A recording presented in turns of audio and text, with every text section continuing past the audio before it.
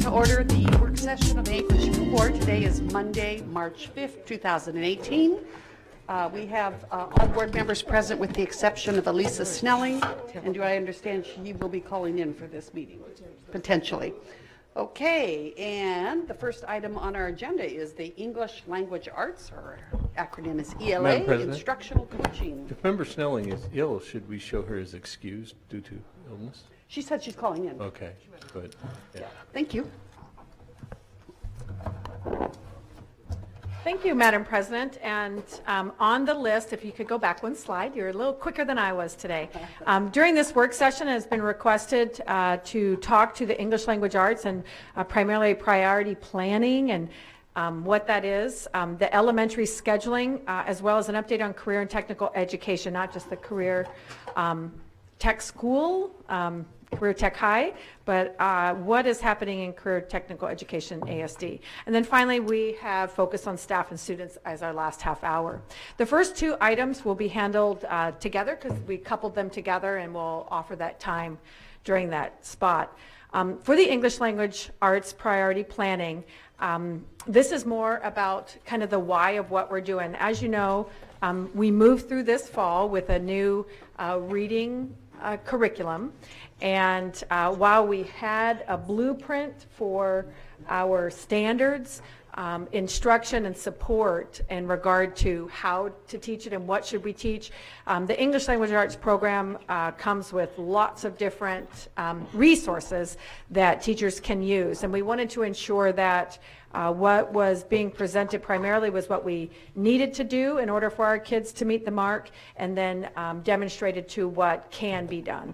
And so with that, a group of teachers and coaches and administrators got together with an outside expert to create what we call the priority plan. And rather than bring folks up just to talk, they created a video in which they used within our buildings. It is 30 minutes that literally goes over the whole entire program. And we're going to play that, and then if you have the rest of the time will be the scheduling and answering questions. So if there's a question that comes up in the video, if we have notepads here, just save the notes, and our folks are here to answer those for you as needed. So just to get a mind's eye picture of the intensity of this, we're going to share the video, and this is exactly what our elementary teachers viewed.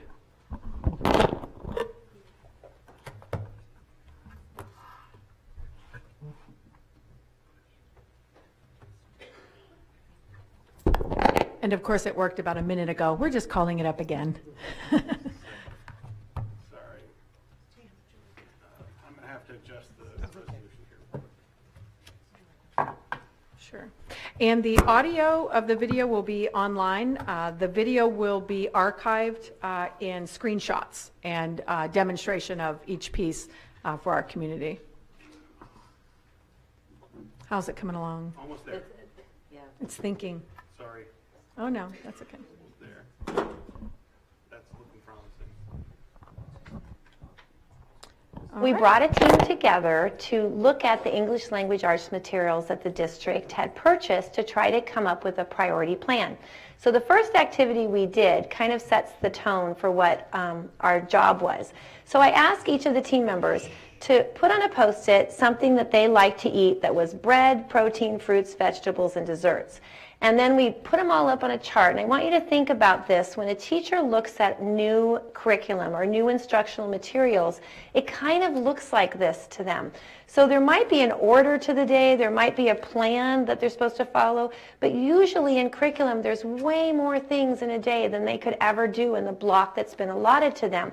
So we talked about that when teachers are faced with this challenge, that they pick the things that they're comfortable with or they like. And I always said, you know, if it were me, I would pick all the desserts. I would pick the ice cream, the pie, the cookies. But somebody else might pick the healthy foods, you know, the fruits and vegetables like the carrots and the broccoli. But in either of those cases, if that's all I chose every day, it's not going to make a healthy curriculum. So our job is to go through and help teachers in the time that's allotted for them prioritize the instruction so they can make the best choices. One of the things that we looked at next had to do with the school district's instructional days. So in this school district, they have 176 instructional days. Now that makes a big difference because you can only fit instruction into the time that you have. So in this particular curriculum, there are 4 weeks per unit, there are 8 units per grade, and when you time that out, you get 32 weeks of instruction. Now, the challenge is every week of instruction had 5 days, and when you look at that, that's 160 days. But as a school year, you only have 176 days. Now, we all know that teachers need time before school, at the first couple of weeks and at the end couple of weeks, to get students used to the new routines and to close off the school year. So we said even if you had 2 days at the start of the school year and 4 days at the end, those 6 days, if you take them off of the 176 that the district has, that leaves you with 170. But over here, if we're going to take up 160 of those, it doesn't leave a teacher a lot of choice as to what to do when they need to differentiate, or when they need to give an assessment, or they have a field trip, or something just happens that they need more time. So we wanted to increase the number of flex days and not just give 10, because 170 minus 160 is 10. And so that would have only given about 1 extra day per unit, which we didn't feel was enough, and the team thought that they wanted more flexibility. So then we investigated, can you take off a unit? Now the problem is you have this length of instruction for the school year with 8 units. But in kindergarten, grade 1 and grade 2, you can't just take off a unit. And the primary reason for that is because you have solid phonics instruction all the way through. That's really important. So taking off a unit in kindergarten, grade 1 or grade 2 would really cause huge gaps in students' instruction. So we looked to see if the end units were review units, which they weren't in these cases. So the next thing we looked at were the day 5s. So in the 5-day plan, many core programs will have some type of review on the last day, and that's what we found this program had. And so we decided as a team that we would do 4 of the 5 days, and that would give flexibility here because now we have 128 days, and that leaves 42 days for the teacher to flex, which is about 5 days per unit. So if a teacher wants to do day 5, they can, but that also leaves room for assessment, it leaves room for reteaching, or spending more on a particular day if you need more time with your students. Now the team was faced with, how do we choose the most important pieces to do in the program and still not mess up the order of things, or take something out that would have been a really critical piece? And so we, in a very systematic way, the very first thing the team did was time everything that was in a random week of instruction. So kind of a middle of the year week. And they went through every single piece and looked at every single aspect of reading instruction and put a time next to it. Now, on our team, we had a lot of people who had been already trained in our reading academy, and we had some that had gone through the reading expert certification, so we had a very strong knowledge base. And what that ended up looking like were these Post-its that are up here. So every Post-it represents, here's day 1 for grade 1, day 2, day 3, 4, and 5, and they put a Post-it up for everything. So we have 2 plans for the district. We have the Core Plus plan and the Core plan. So Core Plus reading is supposed to be for classrooms where students are really struggling with foundational skills. So foundational skills are phonemic awareness, which is under the umbrella of phonological awareness, phonics instruction, structural analysis, which is multisyllabic words, and fluency. So in those classrooms, we wanted to provide more support to reach the foundational skills. So that's what the Core Plus reading plan is. The Core plan doesn't have the additional practice sets for support so that it allows more time for comprehension and response writing. So we started with the Core Plus plan because we wanted to get down to the absolute bare essentials based on scientific reading research that have to be included. So when you look here, the top part of each of these days represents what we call practice sets. These are the practice sets that we added that go along with the Core Plus plan. So they weren't in the manual, but they're extra practice sets that we built using direct instruction routines, mini direct instruction routines that provide additional practice. They're very short little practice sets, but what they give a student is extra intensity, high reps in a short amount of time, and distributed practice across the week, and sometimes even at the end of the day. You'll see the green Post-its. So because of that, that took away some time. The second thing that we put on all the plans was this little box down here that we call time in text. It's really important that every day students have something to read that's at their independent or high instructional level. So this has to be differentiated for all students, and we put a minimum of 15 minutes where they're applying what they've learned and they're reading. We can't just have 90 minutes of instruction without students actually now applying on their own what they've learned. So those blocks got put in, and then topic by topic, every area of reading instruction in the manual, we went through and put each of those things on one of these squares, and then we timed it out with realistic minutes. Now here's the challenge, that when you have a rich curriculum that has lots of different instructional pieces for teachers, that one of the people on the team remembers that on one of the days, I don't remember which one it was, but they timed out over 300 minutes just on one of the days. But your block is 90, so how does a teacher know what to do? So the next thing we did was we went through each area of reading instruction, and we talked about, what does research say? Do you find that in your program, which they did? Well, we have to leave those research-based areas in. It doesn't make sense to do the decodable if you don't do the phonics lesson that went with it. It doesn't make sense to have students apply drawing and inference if they haven't first learned about the skill of drawing inferences. And so we did that piece by piece, and that's what you see left in these parts of the papers. And then everything that didn't fit got put over here. Okay, and you can see, like I said, some days had, over 200 minutes, over 300 minutes. So that became our Core Plus plan. Now, from that point, we created documents.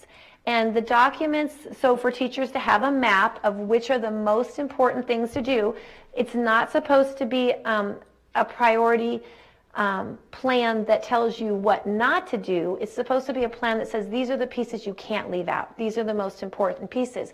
So we wrote that all up in a way where the first column is suggested pacing, so we have minutes attached to all of these. And the second column is actually headings from the manuals themselves. So, the things that they've written down over here on the individual squares tells you where that was in the manual. The third column is instructional strategies, and then the fourth column is notes.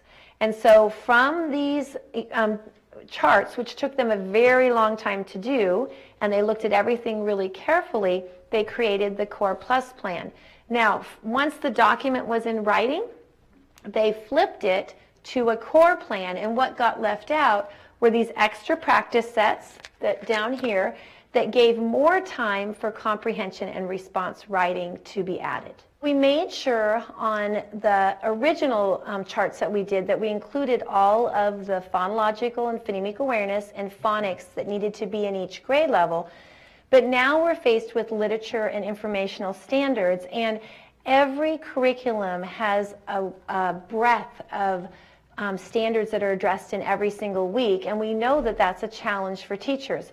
So if you look on this chart, the anchor standards are 1 to 10 for Common Core, and the Anchor Standard 1 aligns with Reading Literature 1 and Reading Informational 1. So what we highlighted were what we're calling priority standards. We know that the ones in blue here are ones that are common standards that show up on most state tests at the end of the year. Now, the reason they show up on most state tests is because they're important for middle school and high school. This one has to do with central message and theme. This one has to do with main idea and summarize. All of them things that students really need to master deeply. So we also know that word learning strategies, which are green here, and reading complex text at the right level for students is a daily task in any type of reading instruction. So the ones that are circled in green, we recognize are highlighted daily in our plan, but we wanted to go deeper with some of the standards that we know students really have to master for that end of the year state assessment and for middle school and high school. So the ones that are circled we're calling our priority standards. And if you notice, there are 8 of them. Okay, and the other standards will be covered in the curriculum, but we want every week to make sure a teacher goes deeper with one of those priority standards. So what we did is create a chart like this, and you can see that the Post-its here each have a standard written on them. And we took one of the 8 standards and we put it in the chart at least 3 times. Now, I want you to look for a minute at the orange line. This happens to be 2nd grade, but if we had been doing this chart for 3rd, 4th, or 5th grade, which are tested grades, we really wanted to make sure that each of these 8 high priority standards was covered at least 3 times before Units 7 and 8, because typically this is where you take your state tests. Now, after Units 7 and 8, we could continue to work on priority standards, but we really were trying to get them in at least 3 times above that line. Now, you can see this is a work in progress. First, we went through and looked intensely at what the students were reading on the plan for that week, what the curriculum said they were working on, which is many standards, and then we said, you're going to have a breadth of standards to cover, but we want you to go deeper with this one. Okay, and that way we can progress monitor these highly tested standards, you know, at least 3 times before the end of the year. Now, you'll see that these other Post-its on top of them have titles and things written on them. That's because once we picked the standards, we then went into the database for your curriculum where we can create tests, and we created, or we're in the process of creating now, what we call exit tickets. So they're designed to be about 15 minutes in length. They have multiple choice and either a sentence answer or what we call a constructive response, because students have to be prepared to write paragraph answers as part of their goal on a state assessment. So we wanted the assessments here, the exit tickets, to kind of mimic what they would get on a state assessment. And our goal is that over time that these will improve, and you'll make some changes as you find out more about what will be on your state assessment, so that we can prepare students to actually learn the standard and be prepared what the assessment might look like. Now, we recognize in K-1-2 that they're not taking those assessments, but we want the same type of patterns set up for them. So every week and every unit has one priority standard chosen, and to go with that, we're providing the teacher with a quick 15-minute exit ticket so they can progress monitor how their students are doing. Now we wanted to provide teachers with support with the language arts block. So the reading block is a 90-minute block. The WIN block is differentiated, so that's the Tier 2 block, what I need, or it could be part of a Tier 3 block later. But the 40 to 60 minutes of language arts, we wanted to make sure that we helped teachers with that particular block. So here's what we started with. We looked at the minutes and we said, well, most schools will have 40 minutes.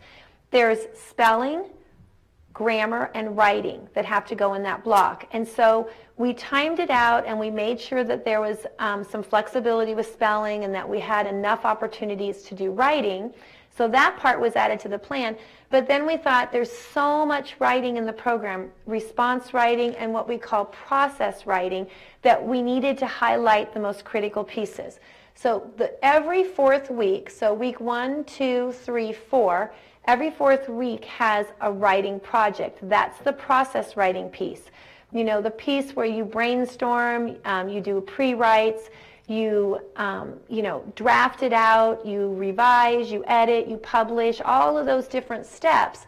And so that week is dedicated to that, and then we backwards planned and we looked at what's that writing project, can they really do it in a week based on the plan that we provided for language arts blocks. And then we went backwards to see which pieces of writing instruction would support that project. Now, we had to be careful here because remember, with the reading plan, they're not reading everything. We couldn't possibly fit everything into the plan, but we made sure that what was put here would match with what was on the reading plan.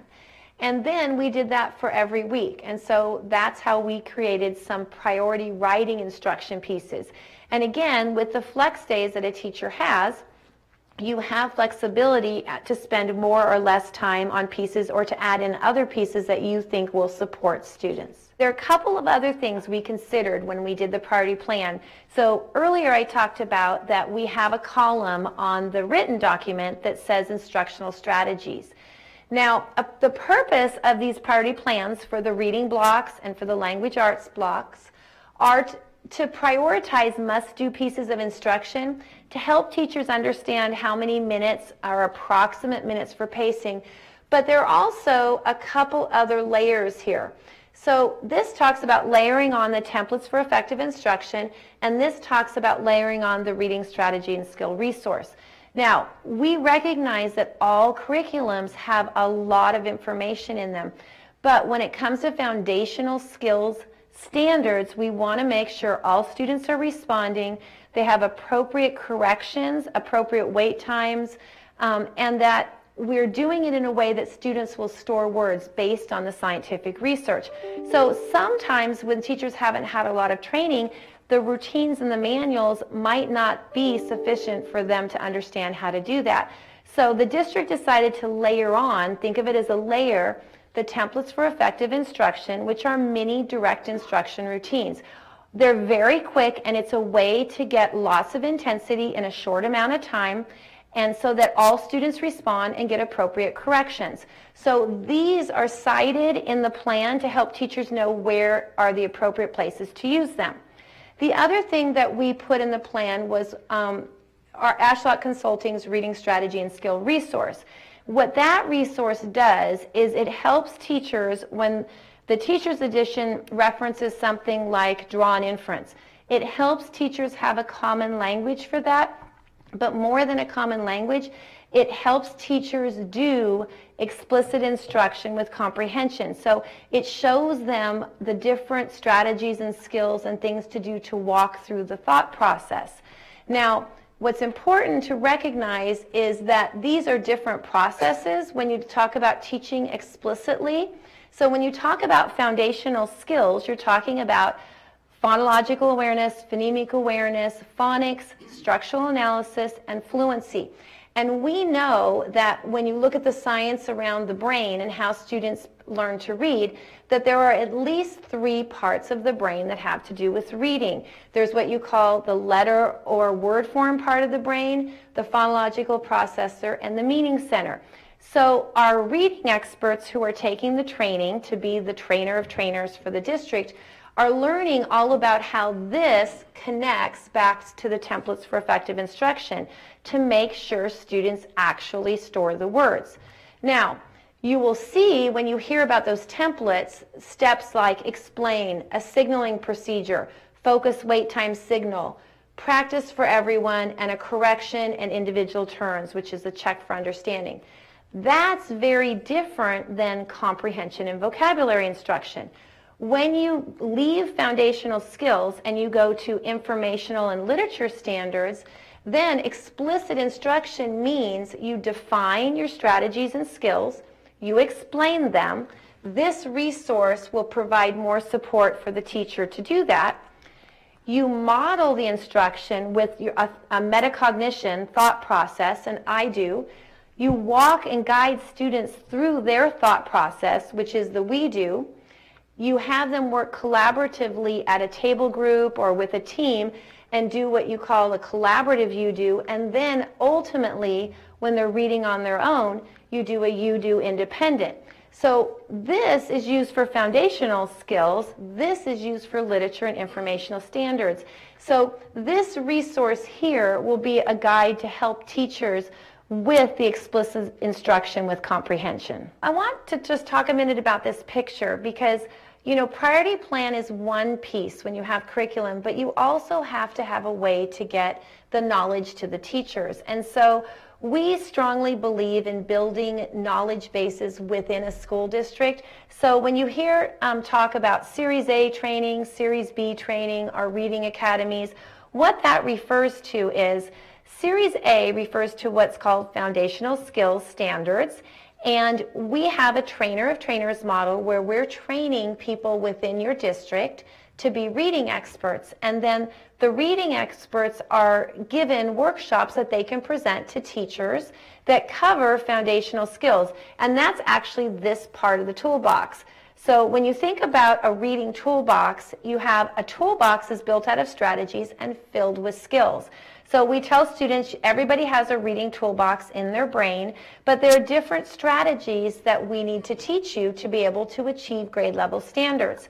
Now, Series B refers to vocabulary and comprehension pieces of the toolbox. So this is word learning strategies and general reading strategies like summarize, question, connect to prior knowledge.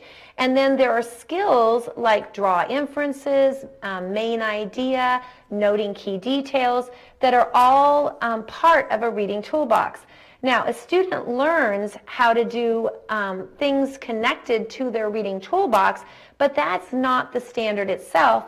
They have to take the standard out on one of these paths, which could be fiction, narrative, nonfiction, informational, expository, or narrative down here, and they have to be able to apply what's in their reading toolbox.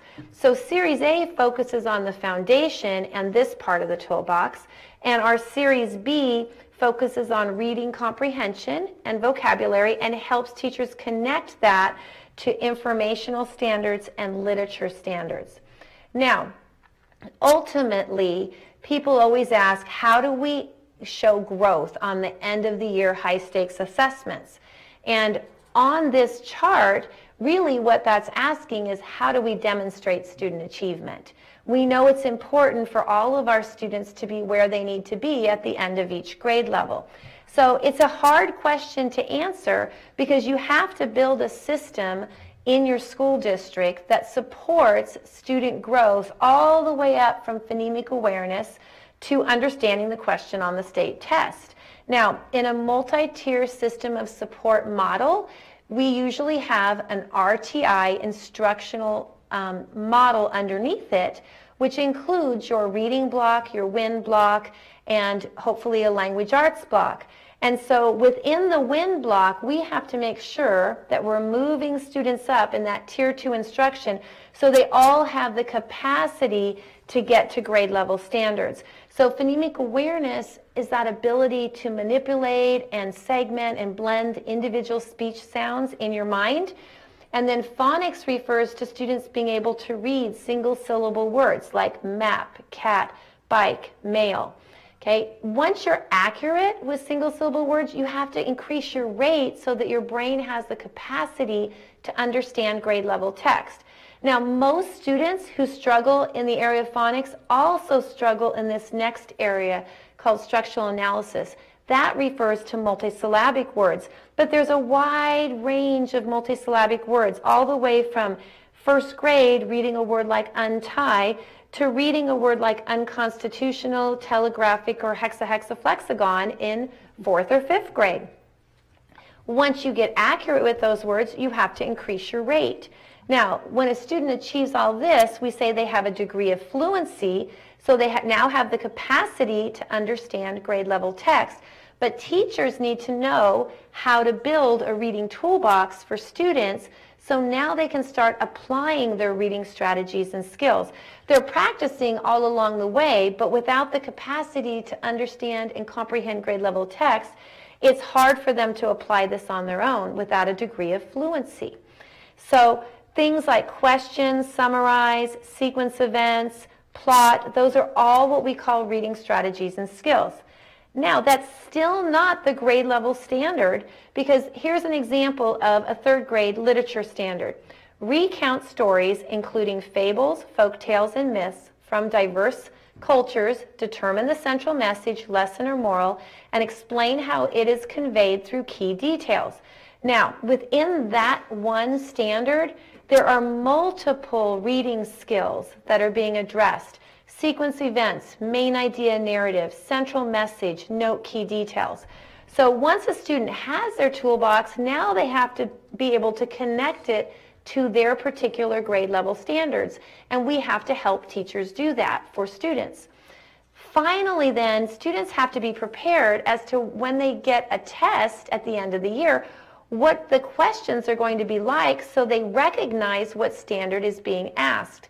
So part of the thing we're doing with exit tickets, the short 15-minute assessments that you can progress monitor for the priority standards, we're trying to design them in a way that will help students understand what to expect at the end of the year.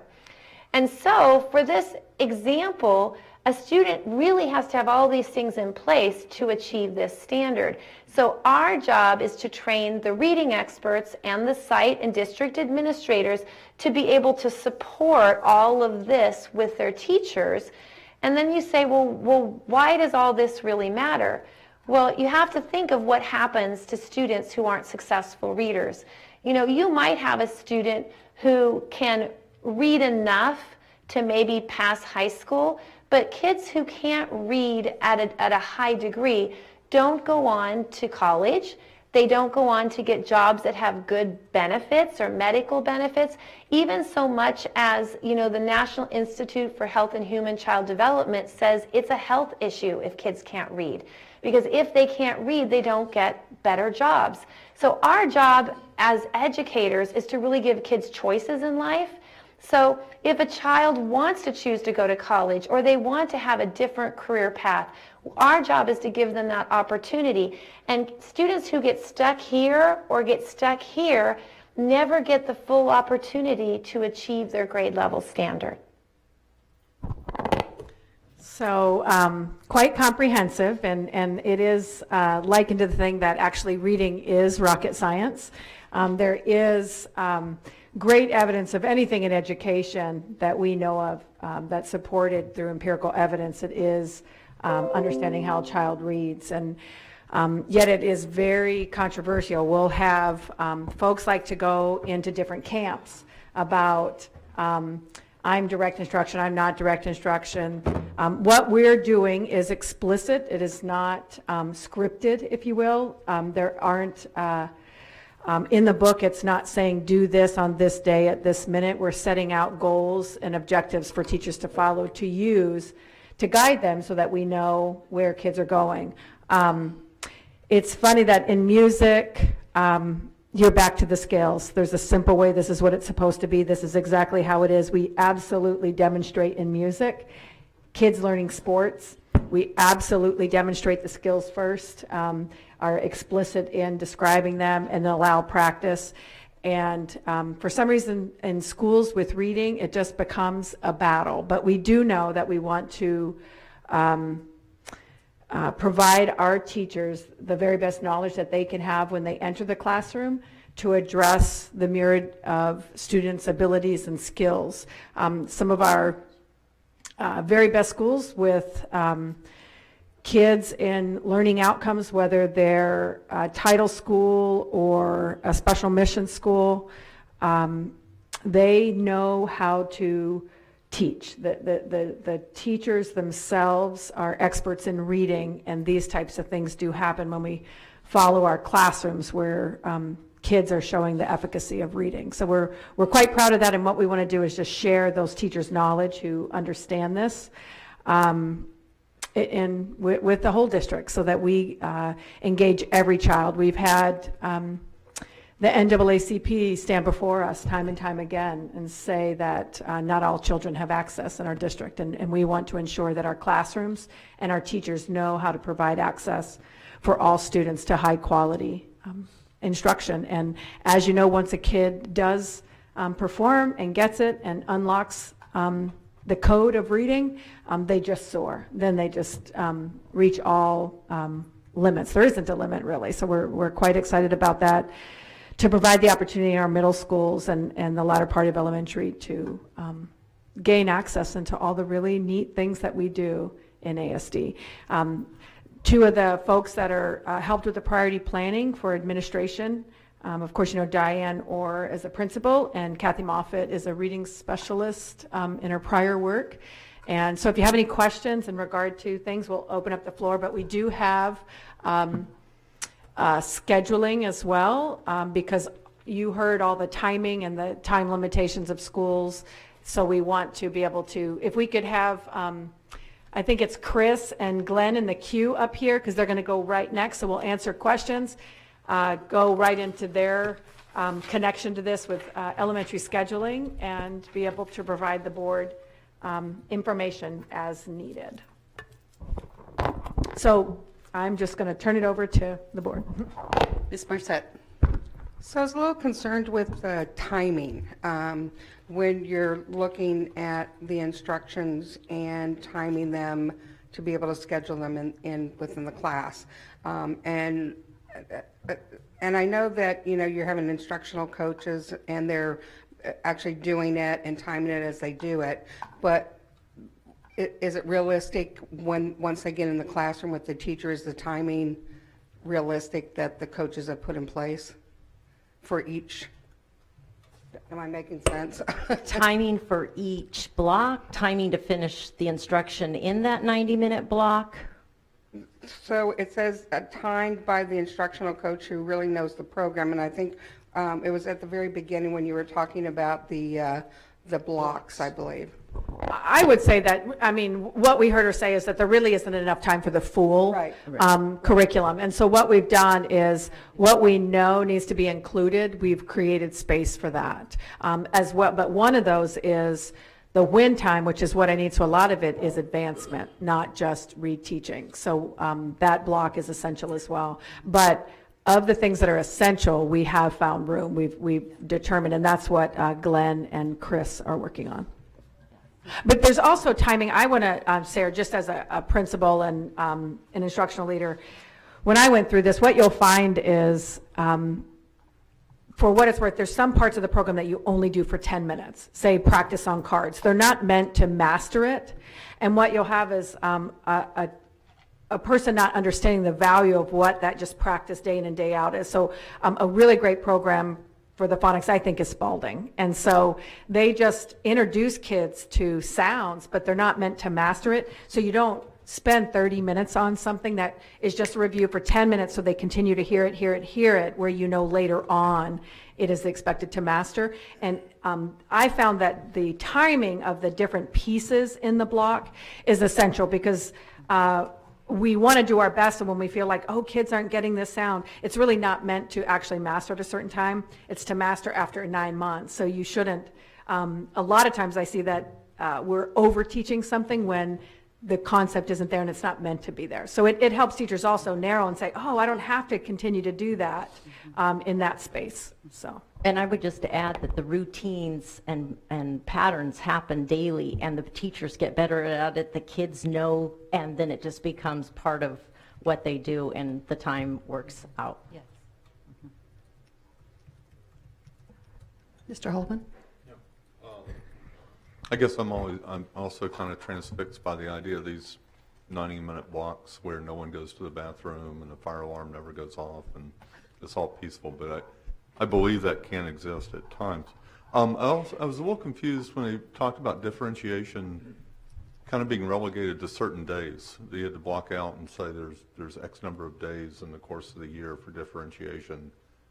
It seems like that has to be something that happens more often than that, or it can't be as neatly scheduled as that. And I'm wondering if there's time for differentiation within well, differentiation happens within the 90 block and during the win time. So I think those days, those flex days I think you were referring to, could be times of reteaching and even differentiating, but differentiation happens every day.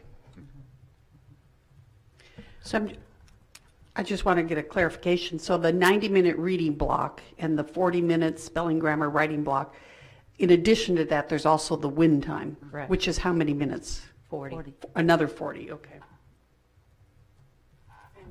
During the wind time as well, not all of it might be for reading. If a child is advanced, they might be doing science or social studies or robotics, or it just depends on what we're doing with the children. So a lot of looking at everyday opportunities for kids who are in Ignite rather than just the set day, you know, just continuing to advance. Or if a child is a very good reader but struggles in multiplication, well, we want to offer the time then to redo multiplication or to catch up. So it's not defined in a way that is strictly reading. It's actually open to how do we look at what kids need in our schedule. Which, a nice segue to that then question is, so, I mean, I'm aware of business partners, and I was also asked just yesterday from the Rotary Club that wants to dedicate time for people to come and work with kids who need to have someone read to them. That potentially could happen in a WIN block for an identified child. Okay. Other questions? Ms. Marsett? I want to ask this question, but I'm not sure, and this is something that I've heard. So this is K through 2. So our expectations that they will progress and be where they need to be to move into 3rd grade, correct? Are we going to hold any children back that are not reading? I would say that we don't, and we haven't. However, within our schedules, because we're teaching to what kids need, even in the 90 minutes of differentiation, that we'll get better at addressing students' needs where they are. Students who get the core plus a little bit more to help, if they're significantly behind, say 2 years, which we have kids who are 2 years behind, that's when we go to that tier 3, which is the red zone that says this is an emergency, we need to really do something to catch them up. And a lot of times it's a replacement course. So that's when you would get into a more deliberate, a lot of times it's with help with assessments on computer, a very smaller group, teacher to student ratio to really work on those essential skills. So we're looking at that, and we're working with special education now to identify the program that they would like to use and researching that, and we're going to be purchasing that over the summer so that when we identify exactly kids that are significantly behind, that we address those. And again, the schedule with alarms and going to plays and having Christmas parties, all that's still going to happen in our school system. It's just that we're starting from a place of what we understand we need, and we're going to do our best to provide that for kids in a manner. But we're still going to, our classrooms are going to be engaging places for kids, and the world happens, and so this is a start. This is our plan, and we look to have our kids do well. But even in all of our schools, we've noticed just our neighborhood schools, areas that will significantly help some kids in this area. At this time, would you like to see the scheduling part? That I have one more question quick. When I was at Mount Spur, I observed, I believe it was a 3rd grade class that was working on this project called Art and Writing, and where they've been able to forget the educational term, but to integrate, yeah, they're both the art and the writing. Is that, within that 40-minute spelling, reading, writing, is that still going to allow those things to happen? Because, you know, you hear about we're having to give up all these other things, and yes, I don't dispute that the reading and writing is the base, the critical, but it seemed like a very innovative way to integrate right brain skills too. And to allow that, that's really the primary purpose for the flex days, to incorporate plays or field trips or deeper projects that want to integrate and things like that. So that's how come we went with a 4-day cycle versus the 5-day cycle. And Ms. Marsett referred to this as the K through 2nd plan, but my understanding is this is being planned for through all the elementary years. Is that not accurate? And that is correct. The priority plans, the same kind of work that that was demonstrated in the video, will be done for grades 3, 4, 5 in a week in June. So that will be ready before the teachers are expected to teach this curriculum. That's correct. Yeah. Good. We've learned. Yeah, and Madam President, as we know, the goal is that they would have those lower level phonemic awareness and phonics, so that it's not as heavy on those things. It's really more towards understanding text and comprehending. Vocabulary. Yeah.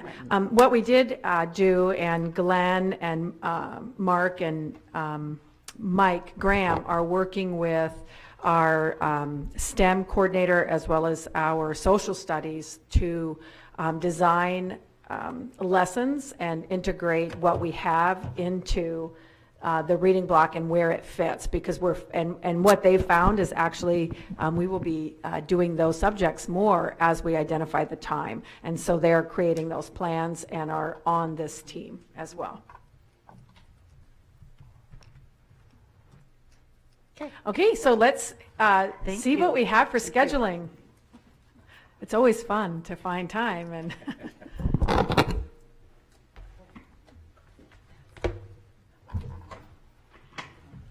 It is always fun to find time, and it's fun to be here in front of everyone. And ideally, after the end of this presentation, you'll now have enough information. You can come upstairs with us and help allocate staff and specialists in the spring and the fall when students start arriving.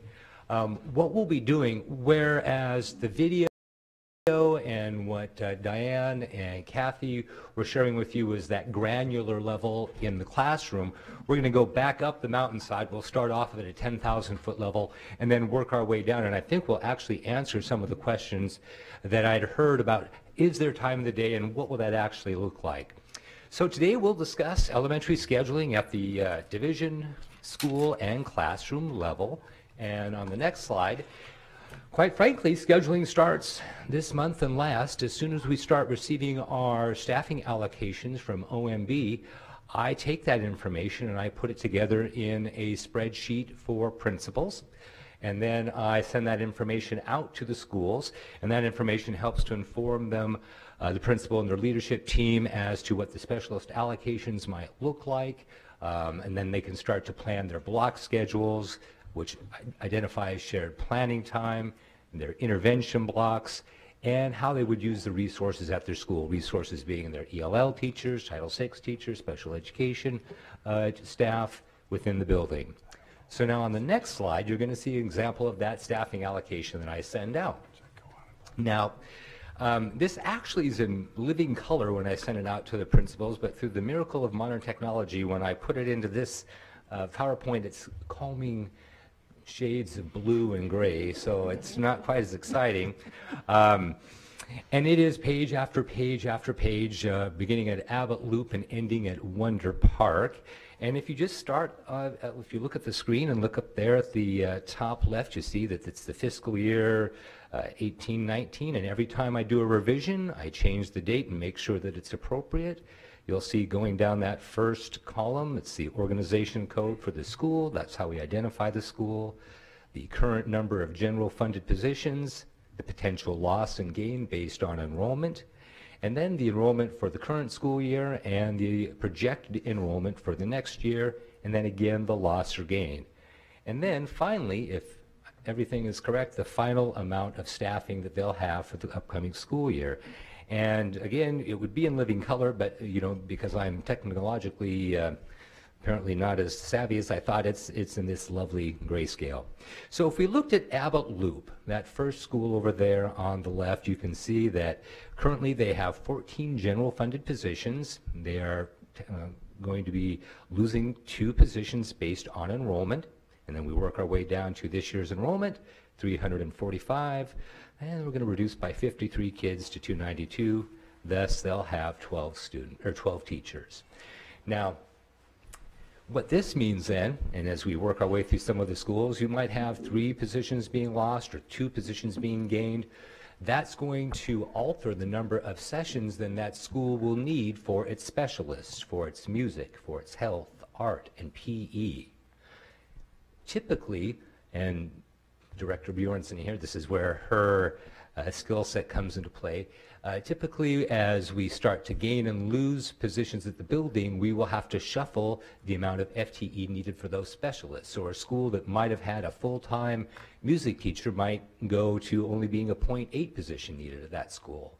And so then we might have a school that would be at an overage at a 0.1 or a 0.2, and then we would use that person from that school who's now a 0.8 and we would have them transfer, or not transfer, excuse me, but pick up the courses at the other school. If we go to the next slide, and I, in so many words, said what this slide said, so we're going to skip it and we're going to go to the, now this one's in color because Chris did this one, so she was able to master the technology on this one. But what this slide indicates, and there's a lot of information here, is the interdependency of all of our elementary schools. No school is an island unto itself. Every school is connected to its neighbor school or a school potentially halfway across town because they share specialists. And Chris, would you like to talk a little bit about that and how you go through this process? Sure. So in looking at the original allocation, I'm going to back up just a little bit because there's a couple other things that we need to add. And one is I need to talk with the Title I principals to make sure that they're not adding a classroom with title funds. And then the second thing is to find out where our self-contained special education classrooms are. And that'll get a total number of classrooms for each school, general fund included. Once that's done, I go through each subject just one at a time, and I take what I had last year, much like Glenn does with his original allocation, and I adjust the FTE based on the projected number of classrooms in a school. And when I'm finished, you'll see this one at the top says second draft. They're pretty much in draft until I think this one was done in the end of August, early September. Mid-September is about when we flatten out and we don't expect too much more movement. So for instance, if you look at Muldoon, the first school listed on this page, the FTE, that 1.6, is generated from the number of PE sessions, which is the last number column at 63. So we have a one full-time PE teacher, and then we have a 0.6, who is Lauren Morton on that sheet. She is also a 0.3 at Trailside. Something else that's not showing on here is if you do the math, 0.6 and 0.3, that's not a 1.0. Lauren, her name is not bolded, and that's because if you went to Trailside, which unfortunately is not on here, it would be bolded there because that's how I keep track of the homeschools, which in this case, Trailside would reflect that she has 0.1 left in her schedule. So with that said, I may end up the first draft and I have maybe in PE, we're pretty tight, but maybe we have 1.3 extra hanging out there in different pieces. And then Taku gains a class. And so I'm looking to see who's got the space, and it's all this finagling for the 4 subjects. But that's pretty much how. Another thing of note, I guess, over there in the yellow. We have two of these schools on this page have SLC classes, structured learning classrooms.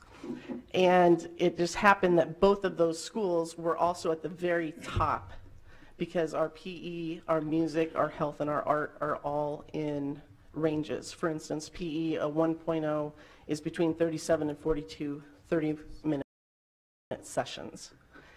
And in this case, I allocated extra FTE because I know how tight it is to schedule, and when a school is right up at the top, principals just don't have any wiggle room at all. So that's where you'll see some indications of extra FTE being allocated. So you can see, or hear I should say, certainly as Chris was walking us through this, the complexity that is inherent in the system. I can tell you when I first came over and I was doing Chris's job and I was tasked to do this, and I'd never seen anything like this. I didn't cry, but my stomach hurt a lot for a few months as we worked through. And once school started up and I could see how the individuals and the pieces would fall into place, it made much more sense.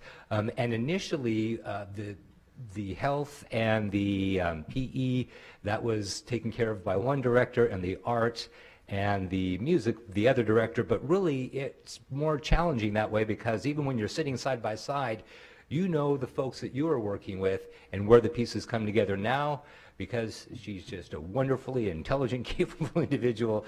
Director Bjornson has the whole shebang, and I don't have to worry about that so much anymore. Rank doth has its privileges, I suppose.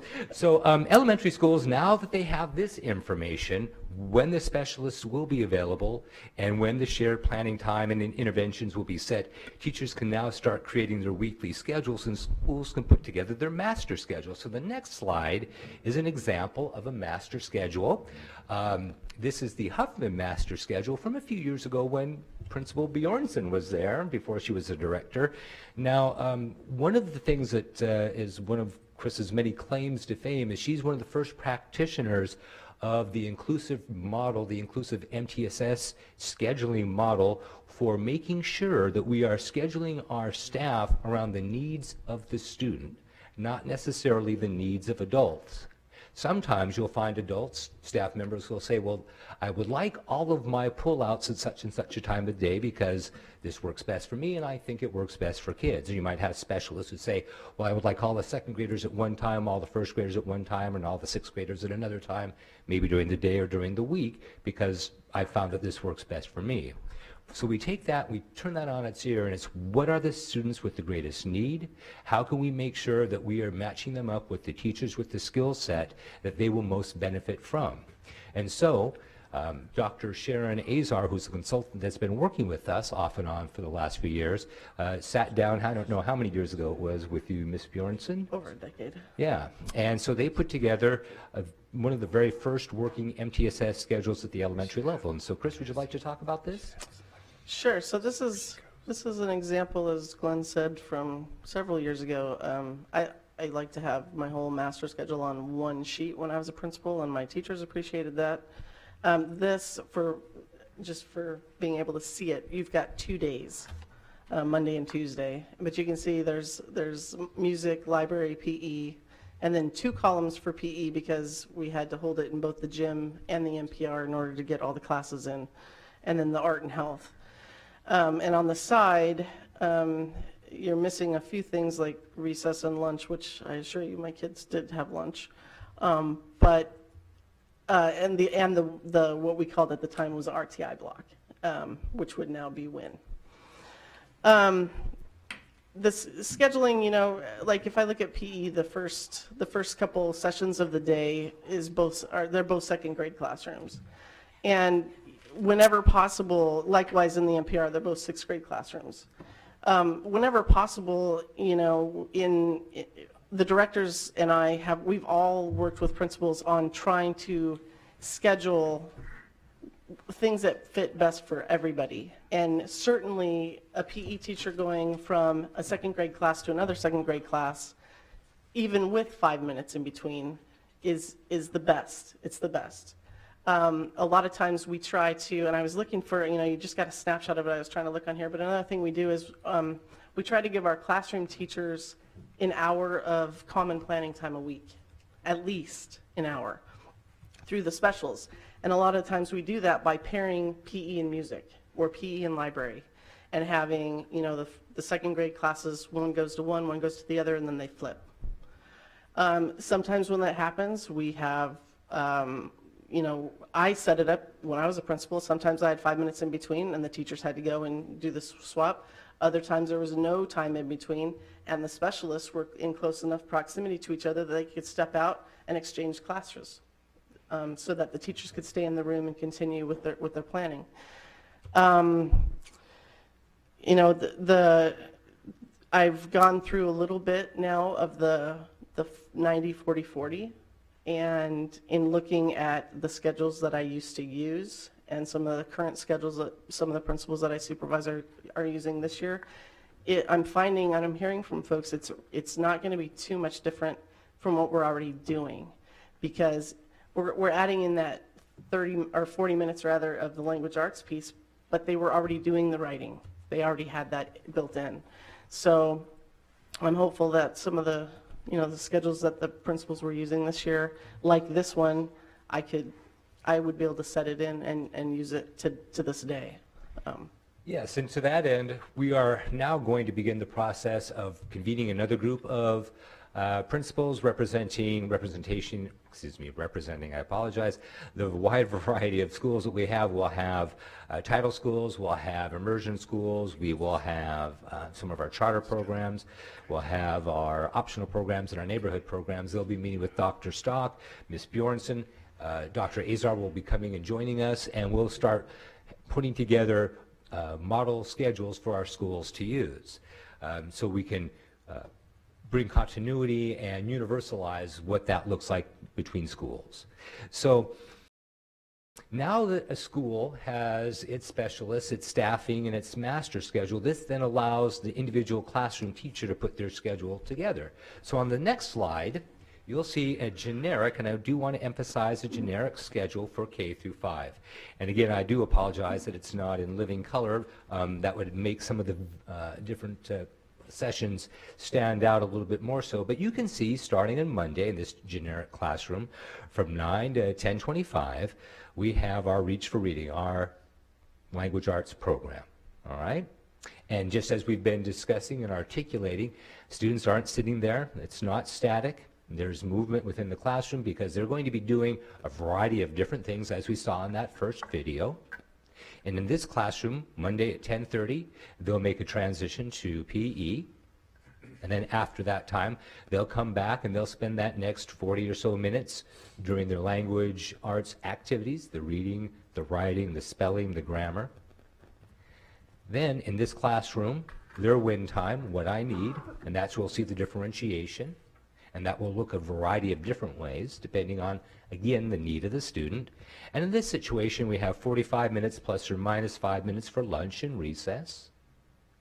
And then when we come back, we have TNT, our time and text, where students will be reading their own fiction or nonfiction literature that is specific to their reading level and ability. Then we have time in the afternoon for math. And then in this classroom on Monday, we'll have an hour of health or art. Health and art is delivered in an hour-long block, so that switches every other week. 1 week we'll have health, 1 week we'll have art. And then you can see as the week progresses in this classroom, you can see where we're squeezing in our music, we'll have science and social studies, and we'll have a consistent win across the week. I do want to point out, if we look at Tuesday, and if we look at Thursday, the very last session of the day, the class will be going to music, and they'll be done at 3 o'clock. So we still have about half of an hour left of instructional time during the day. So that might be time where they would do more win activities. They might begin the lesson for their science or their social studies for the following day, and then on, or they might be doing more time in text. It will give, just within the straight structure of the day, that opportunity. Now, if we look at the next slide. Before we go to the next slide, can we talk about this one a bit? Yes, Mr. Donley?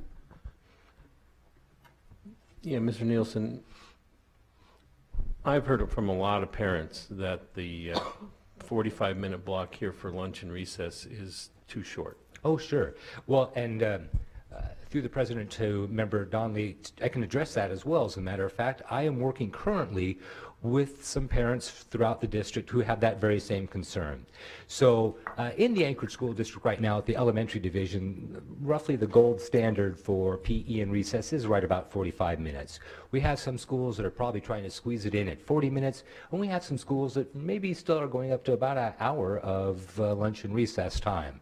So what I'm hoping to do with these parents, and I have some dietitians and nutritionists, we're going to be looking at the research that we have in the United States around the amount of time for lunch, the amount of time for recess, and how we might structure that.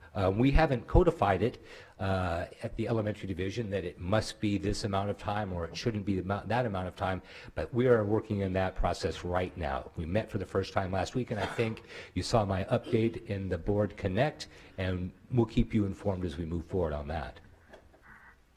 Mr. Holleman? And am I correct that the 90-minute block is actually 85 minutes on the schedule? Is that well, through the president to Member Holleman. On this specific schedule, this is roughed out, so it could be 85 minutes, it could be 90 minutes, it could be, it would certainly be dependent upon the realities and the exigencies that would be taking place at that school on any given day. Mr. Donley? So how can we just make sure that kids get a true minimum of 20 minutes for lunch, not counting walking there and back, not counting walking out to the playground or whatever it takes? I want to make sure that we're not shorting our kids at least 20 minutes, and I think I really think our goal ought to be more. Well, through the president to Member Donley, I know that my own experience as a building principal, having students sit and eat can often be a challenge. I know when I was at Donley Elementary as the principal, I had students that would eat for about 5 or 10 minutes and they would get up and they would go outside. And so I had to be smarter than the average bear, and we had to put some structures into place so I could make sure that those students would sit and eat. On the other hand, I had those students, if we had a 20-minute block, that would love to sit and eat and talk for about 45 minutes, and then they would go out for about 5 or 10 minutes of physical activity. So, the neat thing about working with kids, I mean, it's an instantaneous feedback loop, right? So if you have a school or students or classroom that's telling you one thing, then it's our job as the adults to take the time to sit down, figure it out, put it down on paper, get the people talking, get the input from the parents and the staff, look at the research, and then start moving and creating structures around that to support whatever it is. Whether it's 20 minutes, whether it's 21 minutes, I'm not going to go out and say what it should or shouldn't be yet until we get all our ducks in a row. But we have enough interested and activated parents and staff members and principals that want to make sure that we take care of this and we do put some structure around it, because another thing, it pits schools against schools. Oh, at this school they do it this way, this principal does it that way, and that's really not fair to anyone. But most importantly, I want to make sure that it's fair for the students, that they are getting the food and they're getting the activity that they need. So I can't say that I have it buttoned down and figured out yet, but I can tell you we are in the process of working on that. Ms. Snelling? Okay, so on the top it says K through 5 generic. Can I take that a step further and just say this is kind of like a starting point, but each principal at each school has the ability to adapt and modify as their school population needs? This is not a mandate.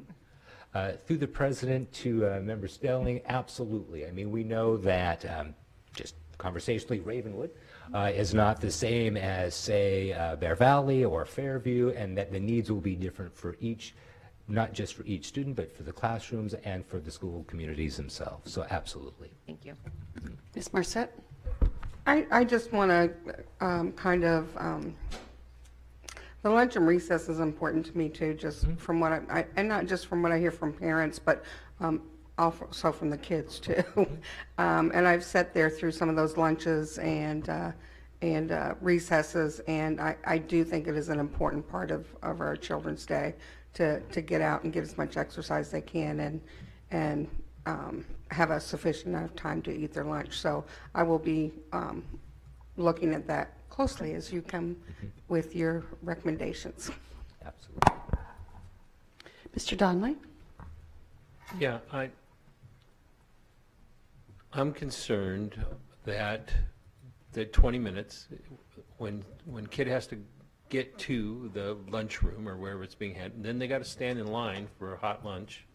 By the time they're done with all that, we might be down to 10 minutes for them to actually eat, and that's just not enough. So I'm very concerned about this right now, and I'm getting reports that some schools are only allowing 15 minutes for lunch. Are you getting those reports too? Through the president to Member Donley, I am not, but I would welcome conversations. If we have schools that you can give me the information specifically, I am happy to engage in conversation with school leadership to discuss that very issue. Okay.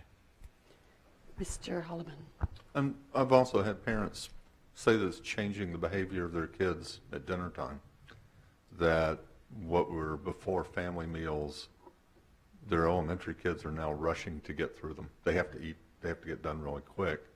And obviously there's no study for this, but they feel like it's coming back to lunch at elementary. That is, and I sympathize greatly with teachers and principals that have to get kids to eat and get done, because I know they're not as mission oriented as we are. But they are coming away with a feeling that they're being hustled through so quickly that is changing how they view mealtime. And for families, that's real important. They're noticing. These have been shared with me, and they've been shared with the principals, and it's a work in progress. And some of the concerns is not enough recess. Some of the concerns is not enough lunchtime. And so we're trying to see where we can fit those pieces together, and in schools that it works to kind of find out. That's why we've convened. So there aren't any straight answers or mandates that could actually help to please everyone that we're hearing from, because when we've investigated, the concerns are separate between PE and lunch. And so we're trying to, and some of the suggestion is let them go early, let them go when they're finished. And then that's the concern that Glenn said, that they'll eat too fast and then just get out to lunch, recess, because it's more fun to go play, flag football with my friends than it is to eat, where others would rather, they need that time. So we've heard and working on it. It's just with 60 different elementary schools, it's just piecing it together and having guidance and them letting us know. A larger school, of course, has to have more lunch periods because you can only put so many kids in a lunchroom. So there's just different variables that are in play. But for sure, we know about it. We're working on it. And individual parents, if you want to send them to Glenn, he is convening with parents as well as schools. Thanks. Yep. Thank you. You got it. We're sending them all to you. And I just said, that's what you get for rank. That's right. You outrank Chris. That's absolutely right. I'm just kidding. Yep. That's why we're the top. So if I could have the next slide, please. Yeah. And the next one after that. So now this is a generic 6th grade, and you'll see there's some subtle differences. First of all, at 6th grade, they will be using for the next year at least Houghton Mifflin. And that's still an hour and a half's worth of specific language arts instruction.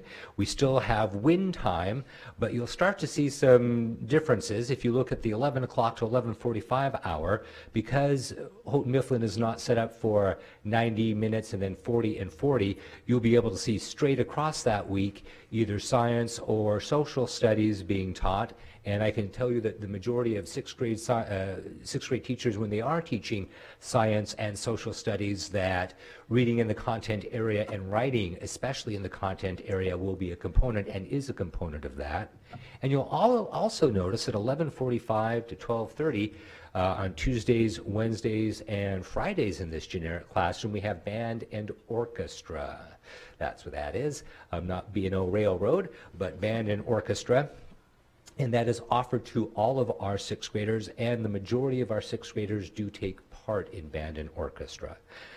So what that does is it makes it a little more, the 6th grade teachers have to be a little more strategic in getting everything scheduled in there with band and orchestra. So you won't see, as we had with the generic K through 5, where they were able to identify a win block all the way across the days of the week. It's every day of the week, but in different times of the day. We still have then, as we move down throughout the day, our lunch and our recess, we have our time and text, we have our Go Math block, and we have health and art.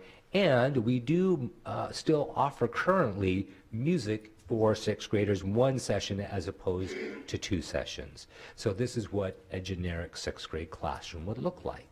And Madam President, as a suggestion, which we might move to in the new year, is that for 6th graders, at the same time that there's band and orchestra, that similar to 6th grade, that you would have a choice of general music, band, or orchestra, and all the kids would go to band, orchestra, or general music at the same time.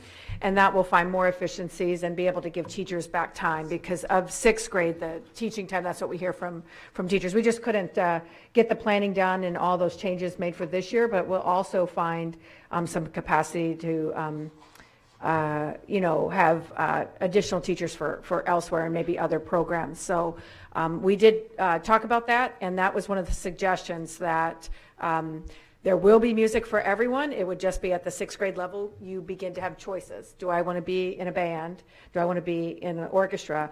Or maybe just, I still want general music because I'm really not interested in specifically studying band or orchestra. And so that is an option as we move, not into next year, but the year after, which we're going to explore this year with Bruce Woods. So now we've reviewed our elementary scheduling at the division, school, and classroom level, and if you have any more questions, we'd be happy to respond. Again, a little bit of rocket science. Thank you. You did a great job. Thank you. Thank you. And thank you, Diane and Kathy as well, for your part. Madam President, the next portion was an update on CTE, and our principal got caught up at his school at the end of the day. So we weren't that concerned about the timing, and so we're just going to have Mark step in, and he's worked with Career and Technical. And one of the things that we wanted to share with the board and our community is that while we are building capacity in a Career Technical high school for next year, it's coming along fine, we wanted the board to know that in all of our comprehensive high schools, as well as others, depending on how they place their staffing, that career and technical education is alive and well, so that we are spreading opportunities for capstone courses around our entire district, as well as reaching down into middle school to assist with that exploratory for students to know what is available in our district. And so keeping it across the district allows for us to have more efficiencies, and soon we'll be sharing courses and broadening that. But the plan is that career and technical can be accessed at all of our high schools, comprehensive high schools. So I'll turn it over to Mark. Thank you, Dr. Bishop. And Mr. Pandolfino is on his way here. His goal is to get here before you ask me a hard question. So hopefully he'll do that. So why CTE? And as you can see from the chart here, there's several things that are really critical for us as a district. One of them is on the left. You'll see that it talks about technical careers, and these would be things that would require an associate's degree or some form of internship or apprenticeship and so on. But in the top right hand, you'll also see professional careers, and a lot of our post-secondary work in the past is focused on bachelor's degrees, doctorates, and so on, where we might call professional degrees. And at the bottom, you'll see a variety of entry-level careers. And so one of the things that CTE is going through is in terms of a revolution or an evolution is trying to combine these things and give kids what we're calling on-ramps and off-ramps, so that students, irregardless of which of those three maybe overall areas they go into, they have an ability to get off. Maybe they start out thinking, I'm going to go get a bachelor's degree, or I'm going to go into medicine and do this, and then they veer and they go into something that might be more of a technical career, or maybe even family things comes up and they drop off, get a CNA, and go right into work in something that they have as, so we're calling them on-ramps and off-ramps. And so that's one of the things that you're going to see coming up here, is that we find ways to get students what it is that they need for these times in their life. So some highlights real quick from this year. One of the things that we did this year is we took a whole group to a national conference on CTE, and that was a big thing where they really had a lot of time to talk and work on some ideas together. And in some cases out of that came some other things. For example, you'll know now that we do have a metal fabrication program at East High. That's a new event. Project Lead the Way has been growing in multiple ways, everything from engineering, the computer science. It's been launched at Service and Diamond, at South Anchorage High School, also expanding. We've also done some planning, and as you can see, we're looking ahead. So aerospace at South Anchorage, the engineering and medical at Bartlett, and so you can see what's happening. Part of the philosophy here is that we find specialties for all of our schools to have things that will attract students and create a specialty, so that from wherever they go in our city, they can find something that meets their need. Some other things that we're doing, we hosted Project Lead the Way training at West High. It's the first time in Alaska that that's been done, so we had 10 teachers there. And another key part of this evolution going on in CTE is this idea of micro-credentialing, which is really trying to help our teachers who are in professional development get sort of like these little certificates that give them a specialty in something, and that they can pick up these little certifications along the way in all the different growing aspects of business. So some student awards. As you can see, I'll just let you look down the list, but we had a couple 11th place finishes nationwide. One of them in Abu Dhabi. Wouldn't that have been a great one? The commercial baking competition, where Jordan Baker finished 11th. We had some films, anti-drug films for a best short film. And so these were several different student awards that came out of the CTE arena. And in a collaboration with the STEM department, I don't know if Lou was planning on playing the video. No, not tonight, but you'll be able to access that on your own. Some promotional videos that we've been doing in collaboration with our STEM department. Some highlights from the middle school. As things continue to evolve, you'll notice we've retrofitted some of our applied tech shops, who are now been retrofitted into fabrication labs to keep up with current changes in technology. Things like laser cutters and laser printers, 3D printers, and so on. You'll notice we've done some professional development by bringing in someone who we've contracted with as an expert in fabrication to help us with our new programs. We're planning some gateway programs at the middle schools, and this is our attempt to get kids hooked earlier, to find something that just reaches out and grabs them, something that would be of great interest to them. And so we've got these, what we're calling gateway programs in our middle schools.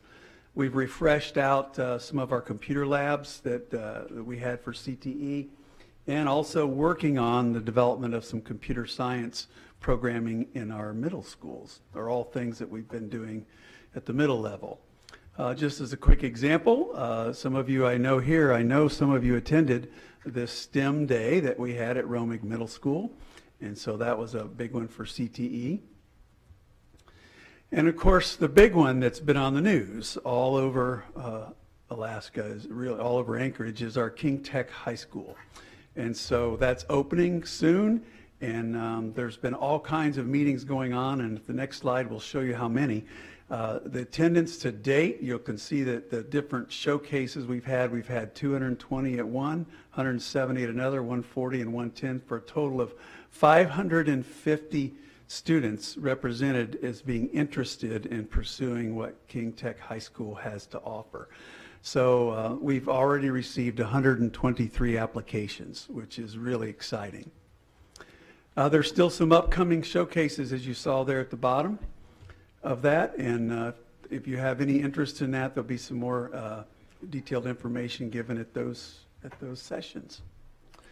So another big thing that we've pushed, this one is actually in your board initiatives, part of our goals this year. One of them under CTE was to try to develop more internships, and this is a way of trying to expand the classroom out of the school setting. And here's an example of CNA students who are interning at Pioneer House. And these are examples, in one of Mr. Pandolfino's major goals is to try to get kids out interning and get them out and experiencing the work world and get them to job shadow and be out doing things where they would be more in tune with what's happening in the business world. And of course, our diesel power technology program that has been launched is another exciting aspect for this year. And last of all, there's a data report that will come to you later on this year, and I'm sure at some point you may want to have Mr. Pandolfino back where he can address the data at the end of the year. But in May of this year, he hopes to have done a complete report for you on the data that's collected from our CTE program. Ms. Marsett? Sorry, I can't wait for Lou. So I have a question. If we have a student that maybe is going to West but wants to be part of the metal fabrication program, are we allowing for out-of-district transfers so that they can get into those programs that they're interested in? Absolutely. Yes.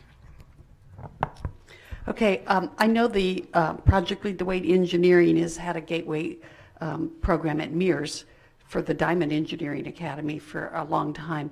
I'm just curious, at Bettye and Hanshu, which of the Project Lead the Way curriculums to articulate with what's happening at East, I'm assuming, well, you said Hanshu, so it'd be Service in Bartlett. Do you happen to know, or can we find that out? I think Bartlett, if we go back, Bartlett was listed on there. Go forward. Okay, keep going. Engineering and medical at Bartlett. So Bettye would probably be earlier to that. And what was the other one? What's happening at Hanshu that'll articulate with Service. And I think Service is one prior slide. Go back. I know Service has the biotech. Yeah, probably computer science. The new one is computer science to match this one. Okay. And then I'm glad you alluded to the internships. I do know that South Anchorage Rotary is piloting right now internships, this expanded internship program in terms of actually getting their fellow members to commit to do the internships. And I know there's happening at this semester something, so it's of great interest to the expansion in the community to allow, I think his intent, if I'm not incorrect, is to have every student have an internship in any of the fields that they're going to offer at King Tech High. Absolutely. Yes, Mr. Donley. Yeah, Glenn, you mentioned there were 10 middle schools that had those upgrades for the 3D printer and the laser cutters. Is there any access for our kids at some of the alternative schools like Polaris and Girdwood and Northern Lights ABC that have middle schoolers to any of those things?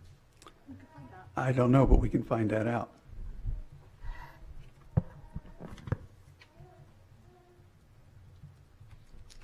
Other questions from board members?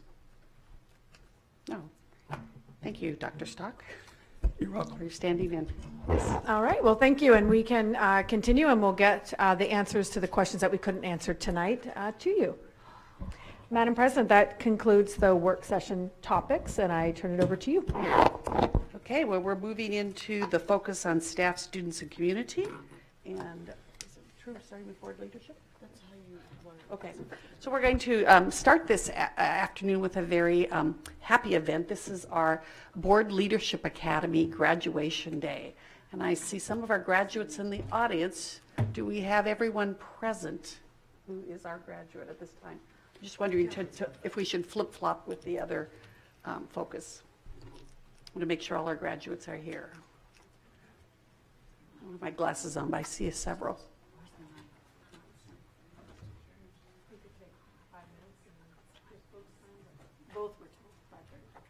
Okay, let's take a short 5-minute at ease, and then we'll come back and begin these presentations and acclamations.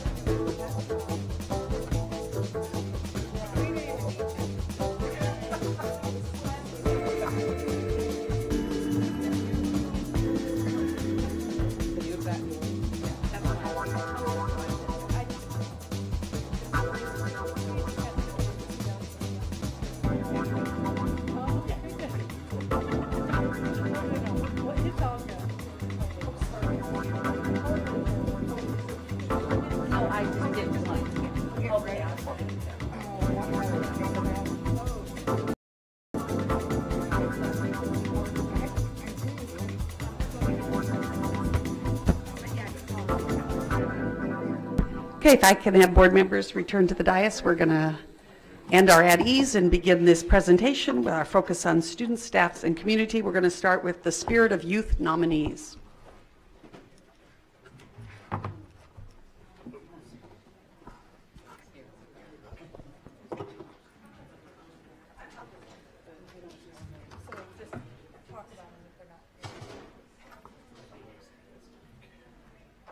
Welcome, ladies and gentlemen. My name is Deena Bishop, and I serve as the superintendent of Anchorage School District, the very best school district ever. And we're here to share at a time called Focus on Staff and Students. And it is a designated time each board meeting day where our board desires to celebrate the people who make ASD great. And they are our students, our employees, our community. Together, we make good things happen for students. With that in mind, this evening, we are going to announce all of our students who were nominated for the statewide Spirit of Youth Award. The Spirit of Youth is dedicated to creating and promoting and recognizing youth involvement in communities across Alaska. Nominations are made by anyone who wishes to recognize a hardworking, inspiring teenager or youth group. Spirit of Youth recognition shows appreciation for acts that typically are not formally recognized, such as community service, media, science and environmental efforts, as well as cultural activities and overcoming challenges. Ladies and gentlemen, the following students and groups represent the 2018 Spirit of Youth Award nominees. With that, I am going to start with Jack Walters. If Jack is here, come forward. Jack? Jack isn't here, but just to let you know, Jack is the starting goaltender for Chugach High School hockey and volunteers this time to coach a competitive hockey team for children 10 and under. He's also a member of the National Junior Honor Society. The next nomination went to Kelly Morcio. Did I get that right? Kelly is from Diamond, and she's invested more than 300 hours towards community service, such as providing support to special needs students during and after school. She's conducted numerous color guards which provide support across the Anchorage community. She is selfless in her commitment to the community and her school by providing support for teachers and parents during conferences. I know this person is here. Please come forward, Ashley Smith from South Anchorage High School. Here's Ashley.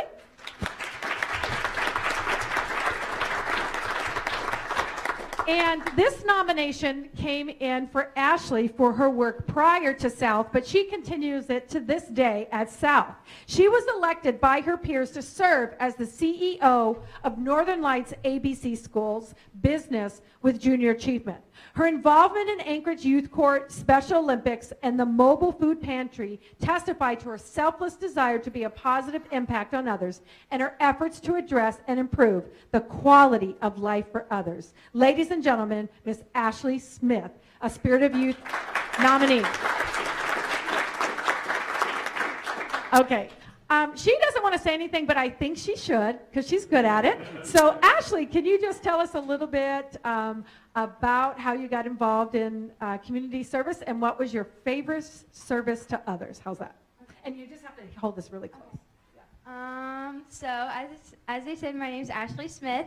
I got involved with community service as a family. So we all participate in the mobile food pantry on Saturday, and I think that's probably my favorite event. Excellent. Oh, we're going to hold you up here, Ashley, so that when others come up, if that's okay, and we'll take a group picture.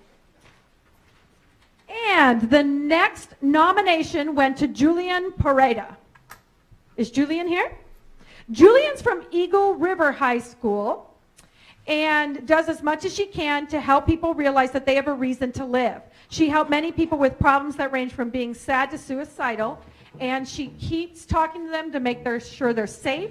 And on occasion, when it gets serious, she works directly with the police department as well as parents. And next recipient is Isaiah Dunnigan Lane. Is Isaiah here? Isaiah isn't here. Isaiah goes to Benny Benson. And Isaiah was able to utilize his first aid CPR skills to save a life. In a busy classroom at lunchtime, he was the only person who observed a student choking on food. He sprang into action and did the Heimlich maneuver.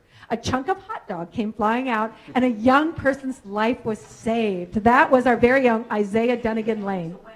And he actually did receive the award and will be honored, I believe, in April at the award ceremony. So that's Isaiah. Is Kamaria Anderson Yelder here? Kamaria is from Bartlett, and Kamaria not only excels in the classroom by taking several AP courses, she's also a part of her school's varsity cheer team. She's a performer on the dance team and performs in plays. She's also the current vice president for the Bartlett High School National Honor Society and has been a member of student government. She has volunteered countless hours and is awarded the Youth Citizenship Medal by the Daughters of the American Revolution as well. Is Colin Max Fredley here? So Colin is from AMCS, or the Middle College from Anchorage, and Max helps other teens improve their ability to cope when things go wrong by being an effective listener and a teenager who is wise beyond his years. When Max notices that a peer is struggling with depression or suicidal thoughts, he engages with them. Max co-led an anti-bullying themed school dance for his middle school as well. And another recipient was nominated, but also is a recipient from Stellar, is Robin Puck Van Dommelen here. Puck has exhibited enthusiastic devotion to the outdoors, wildlife environment. He was a leader as a Boy Scout, obtaining his Eagle rank rather. After receiving this rank, Puck continued to devote his time to environmental issues, including leading several projects to survey invasive species, cleaning up Beluga Point in the Chugach State Park, and conducting an energy audit for his school, Stellar Secondary. We should look at that energy audit. That's great. So that was Robin Puck Van Dumelson. And he is the winner. And yep, that's what I said. Yep. And Annika Alt from Frontier Charters. Annika here. Let's give Annika a hand.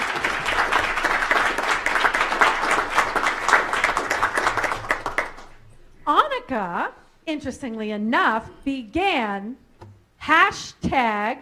#lunchbag in Anchorage. She organizes youth and adults to gather and prepare lunches for the homeless in Anchorage.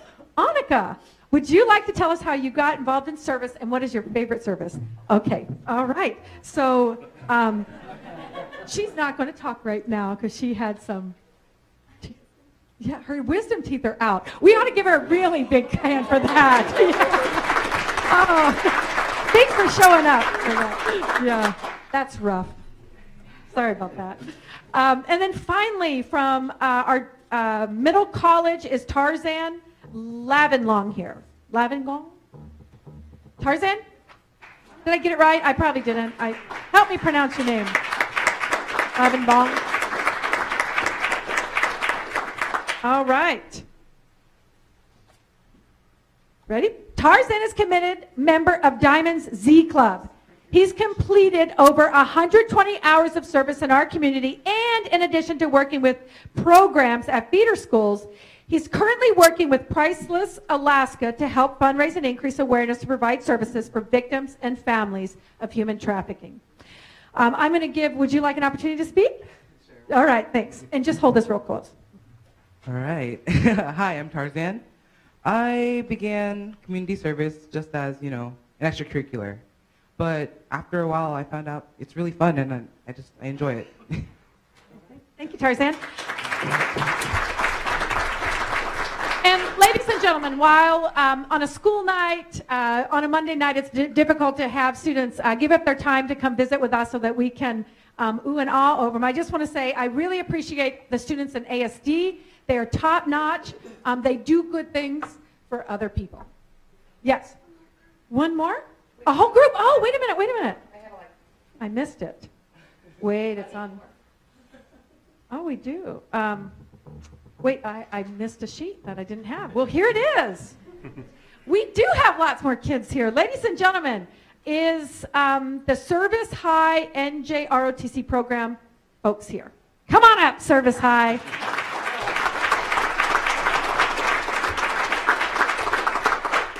All right. So these members, and I just have you listed as a group. So could you tell us your name and your grade? My name's Kristali, and I'm a senior. Stephen, and I'm a senior. All right. So we have two seniors here. And this National Junior ROTC students at Service High volunteered for the Salvation Army over the holiday season. They've been trained in cold water survival and will now be able to share that knowledge with younger children. Some of the cadets are part of the You Are Not Alone program and are trained in recognizing and taking action to stop bullying behaviors. Will you tell us a little bit about what you guys like to do and your favorite, what got you involved in community service for others? Our unit is really honestly just based on community service and what we give back to the community, because the community gives back so much to us. I think one of our favorite events has to be either the Special Olympics or supporting the Jewish Gala. And I think cadets are really honestly just really motivated to give back to the community because they give us so much.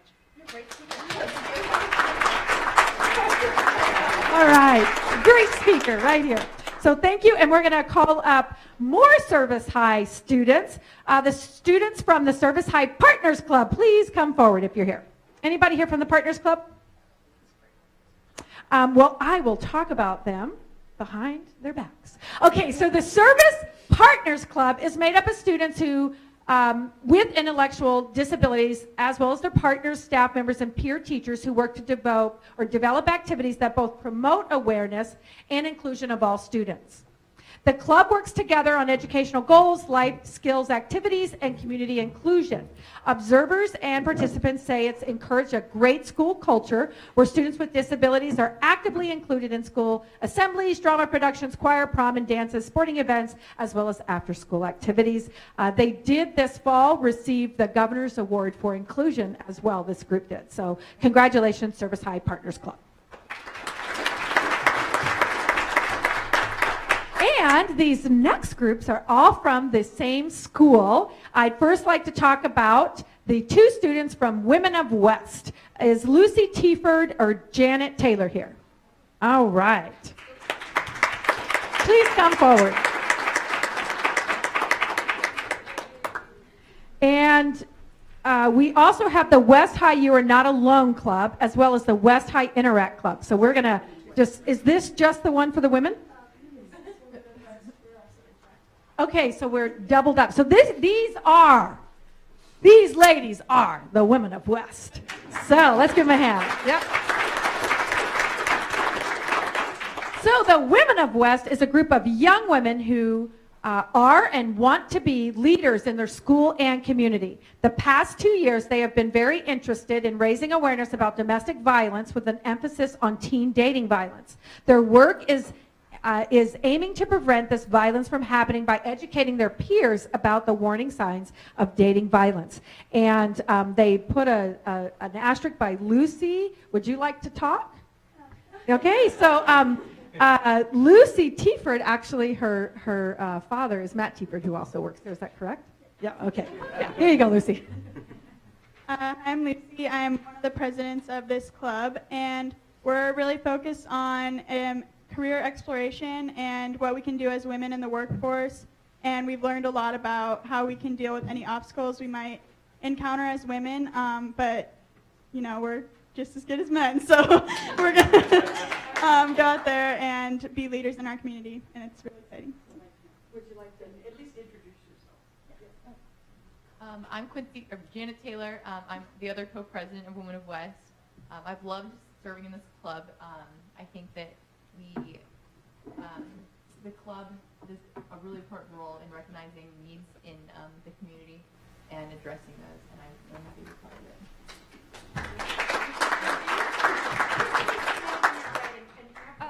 Hi, my name is Olive Spanels-Johnson. I'm a senior at West. My name is Ziva Berkowitz-Kimmel. I too am a senior at West. My name is Evie Sorrell. I am also a senior at West. My name's Isabella Harmon, and I'm also a senior at West. So are there juniors in your program? No, just seniors. So we're going to have to get some young ladies active with you as well to get them tenured up on this. So thank you, ladies of West, and women of West, rather. That's better alliteration. Yeah, the WOW group, Women of West. And now for West High as well, we have the West High You Are Not Alone Club. Any students from West High You Are Not Alone? Okay, so we have 2, and we have some coming. Come on up. And your name is like S plus 15, so can you share with me how to pronounce your name? My name is Surdowski. Surdowski? Yeah. All right. Surdowski, got it. And you're going to get the mic next, so beware. The You Are Not Alone Club at West High has been helpful in getting the word out about suicide awareness. They've created student-led presentations and even presented to the faculty at West. The club provides suicide prevention hotline bracelets and clearly explains that just because someone is suicidal once doesn't mean they will necessarily dip that low again. So would you tell us a little bit about your club and yourself? We'd love to hear you. My name is Surdowski Sopeni. I am a junior, and I've been part of the Yana Club for about a semester now. And what Yana Club aims to do is during our meetings, we like to do self-care activities, and they're just basically things that like boost our morale. Like we do Zen coloring, and we kind of like spread positive messages to the other students at West. And our main focus this semester is we are giving a QPR session to all the English classes at West to educate them on the topic of suicide awareness. So, yeah. Thank you. Thank you so much. All right. And now we have the West High Interact. Okay, well, there we go. So we have, is anyone else from the West High Interact? It's great to have active students. So the West's Interact Club supports human rights in a variety of ways. They've fundraised by doing miracle minutes at assemblies and continuing to focus on current events and ways in which West students and staff can get involved in human rights issues. So would you like to speak on that Interact Club, please? So like I said earlier, my name is Evie Sorrell, and I'm the president of Interact Club. I have been for the past 2 years. What we really try to do with Interact Club is identify international issues and then do what we can to work against them on a local level. And just to talk about my favorite project that we've done so far this year was we worked as part of the Dressember movement. So the idea with Dressember is to raise awareness for human trafficking that goes on all over the world. And so throughout the month of December, you're supposed to wear a dress every day, or for men, you can wear a bow tie as well. The idea is to start a conversation about it and also raise money for it. Interact Club ended up raising over $2,000 to donate to December, who then donates it to the International Justice Mission, and they use it to actually help pull young men and women out of those situations. And thank you for letting me know I was missing a paper. And I don't know about you, but I know that our future is great. Look at these young people. They're fantastic. Let's give them another round of applause. We also had some students that were graduated that were nominated, but were part of ASD prior to this. Is Brett Keene present? Or Faith Gaw? Yeah, Faith is here. All right, Faith.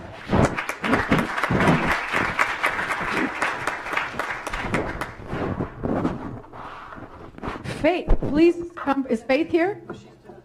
Oh no, we thought it was Faith. So yeah, I thought we contacted these students. They graduated and moved on and are doing some big things in the world. And so we knew they wouldn't be here. But again, talking about doing big things in our world, ladies and gentlemen, our youth of today will take us into tomorrow. And some can go in the front if you'd like to be a front little kneeler. I'll kneel with you. Service high. And there were some principals in the audience. Please come forward if you'd like to take a pic with your kids. Oh, no, they don't. I'll be in. Yeah, come on, right here. Let me have a kneeler right here. All right, so let's sit right.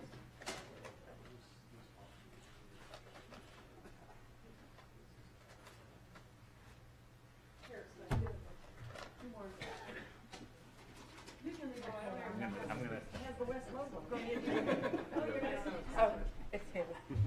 Oh, wait, password. No. You want? Oh, I don't know how to do it. The kids do. I do it. So which way should we look first? Look at this way. Look at me first and then look. Okay.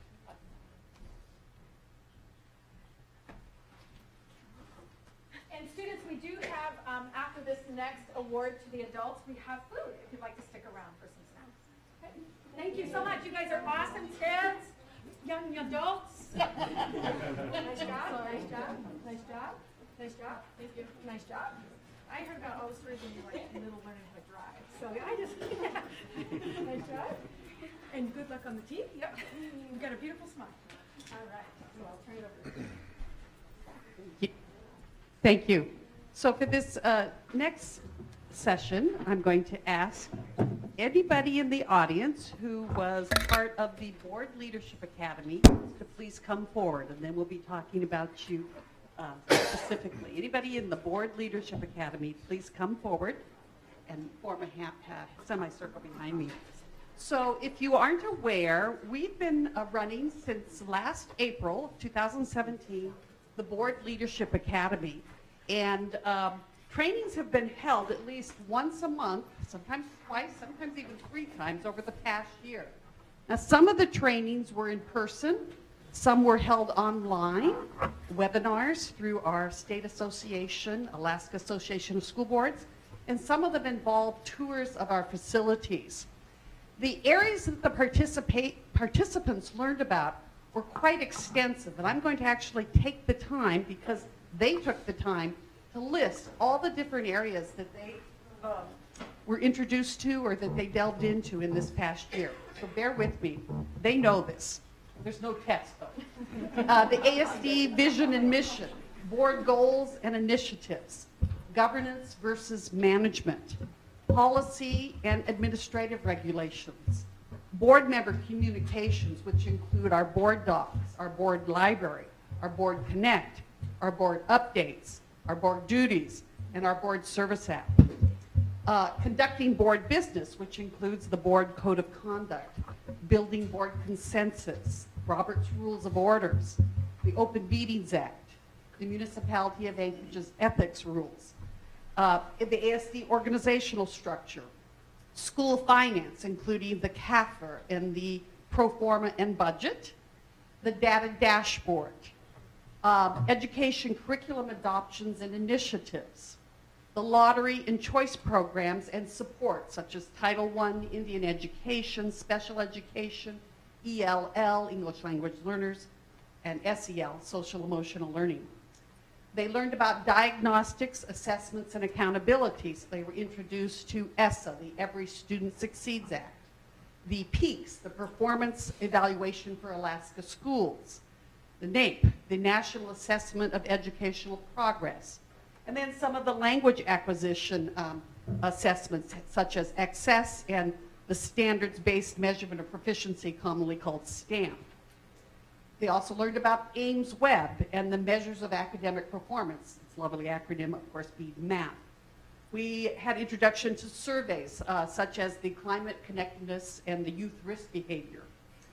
Also groups with which the Anchorage School Board has involvement and that we have representation on, which includes 2 community strategic impact groups that include ARISE and the 90% by 2020, about school business partnerships, our Chamber of Commerce, our community-based health centers, our Municipality of Anchorage Budget Advisory Commission, the Federation of Community Councils, the Alaska Association of School Boards, and the National School Board Association.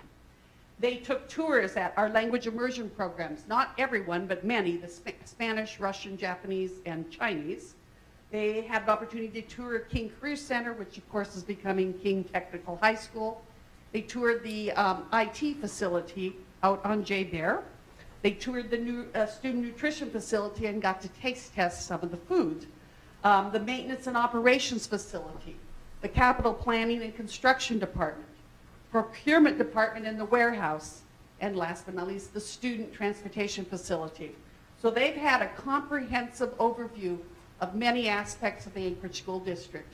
And I'd also like to ask the 2 board members who were our newest board members last April, who participated in this Leadership Academy, to also come forward because I wanted to affect you. We also had many board members coming for many of the sessions too, to expand their knowledge or to be there actually to offer a board member's perspective on these numerous and varied topics that we deal with on the board. So it's a nice comprehensive. It's not to suggest that they know everything. I can tell you after 6 years, I still learn new things every day, and it's a constant process, which hopefully we do our whole lives. But it is something, I'm very pleased, and I want to thank very much the staff, the administration, for helping us make this possible this year. It took many, many human hours to put these together, but I think it's a wonderful model.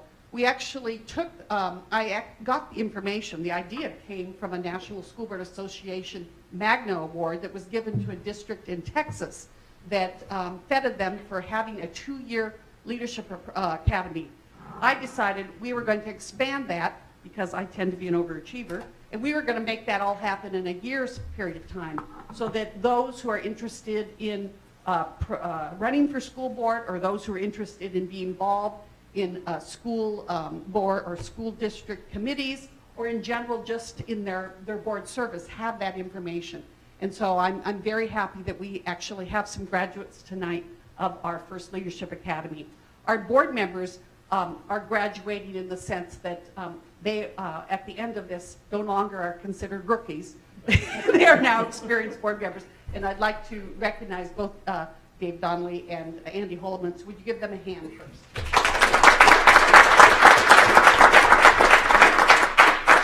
We actually have graduation certificates for our graduates of the program, and I'm going to give each certificate out, and then I'm going to give each board, or each Leadership Academy graduates an opportunity to speak for just a moment. So the first certificate is given, would you be the Vanna White for this, is to Deena Mitchell. We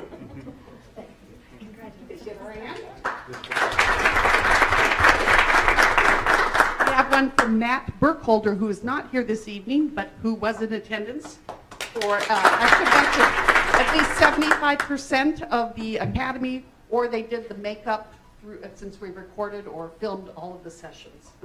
The next one is for James Smallwood.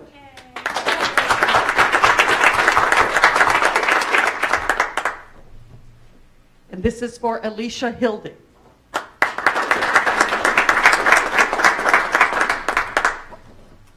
and Nikki Rose, and I think we have a spelling error, but we will get this corrected. Because no one wants a graduation certificate. And we also had, for someone who did at least 50%, we had a participant certificate, and that goes to Elise Galvin, but I don't see her here this evening. And so I want to thank all of you. You have your certificate, and I'll give you a chance to speak. I will say, this is an overachiever after my own heart because I think you had 100% attendance. Well, I don't feel like an overachiever. Doing every single one of these was a joy, and I want to say thank you to some people in the audience tonight. Thank you to my wonderful husband, Michael Rose, over here. Took time out of his schedule to allow me to come. Our 4-year-old was able to spend time with him while I did this every month. And to my mom, who's also an Anchorage School District teacher, thank you, Mom. I really appreciate all that you do. And for the people in the audience that came to support me, thank you so much. I really appreciate that. And most of all, for my son, James. He's 4, so he'll be entering ASD in the fall. And this is why I did this, is to get more information on what his curriculum will be like, what his school experience will be like, and how I can make that a better opportunity for him. So thank you. Yeah, my name's Alicia Hildy, and I'm running for school board, so watch for that mail-in ballot. But one of my favorite part of this process has been getting to talk with these folks right here, the ones who are making the decisions, you know, that are directly impacting our students. And time again, I heard such a fierce commitment to making wise choices, and just a dedication to knowing that they were trying every day to do the very best for our students. And sometimes, you know, they get ragged on a little bit, you guys. I know you've heard it before. So it's been a real joy to be able to go out into our community and say, you know, I've seen the faces behind them. I've talked to these people, and they are fierce in their commitment to doing the very best by their students, to watching the bottom line, and to really just seeing these, the hard work you're putting in day in. So thank you. Thank you for my kids. Thank you for, you know, the kids you're all serving. So my name is Deena Mitchell, and I'm also running for school board. And I just, I've told my husband many times that I think the Anchorage School District is an unbelievably complex organism, and possibly orders of magnitude more complicated than BP Alaska, where he works. Going to see the different facilities and the lean staffs at each of those places, and the amount of dedication that at the procurement area, where we heard that people get in sometimes at 4 or 5 in the morning and stay till 8 at night, it's just, it's beyond, the dedication is just incredible. So I really applaud Tam for starting this program. I applaud the entire district for supporting it in many, many ways. It's taken a lot of people to make this program work, and it's been invaluable. So thank you. My name is James Smollett, and I am not running for school board. This year. But thank you very much, Madam President, for even putting this on. One of the joys that I got out of this was I was able to kind of sit down and talk with your staff and really get to know them and understand their philosophy and why they do what they do. Even when I was running, you really didn't get a good idea exactly what's happening in the school board. But since I've been part of this Leadership Academy, not saying I know everything, but I definitely know a lot more than what I thought. And you have an awesome staff, and you have great people working for you, Deena.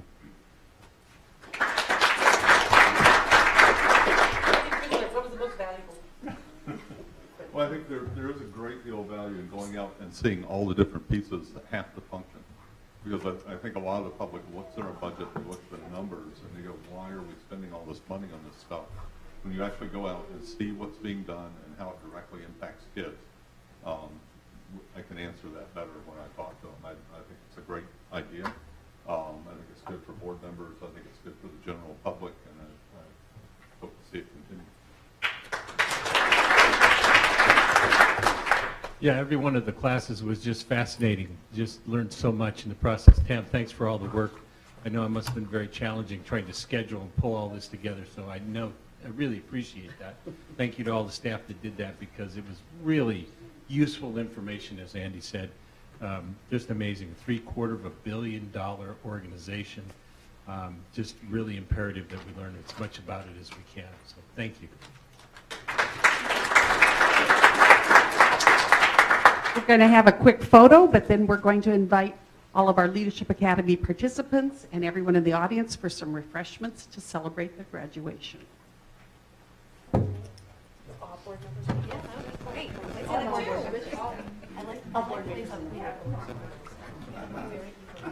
We'll leave you on the end. How's that? Yeah.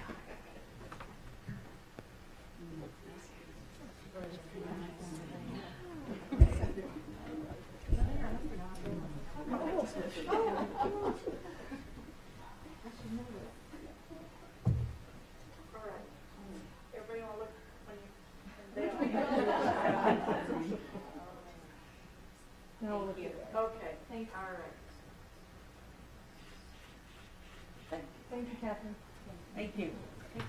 Let's eat. Now board members adjourn this meeting for our executive session. Congrats, you're gonna run again. Start with you. Yeah. We just have to move into the, out of this. I'll entertain a motion for adjournment of the work session and move it into the executive session. I move that we adjourn the work session and move into the executive session for uncontested student hearing and personnel. Without any objections Second. noted, and it's seconded, the work session is adjourned. We will have about a 10-15 minute pause before we begin the executive session.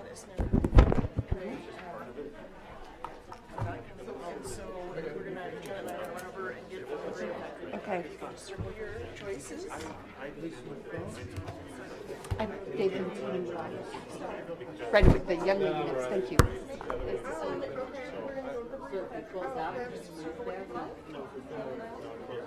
Scientifically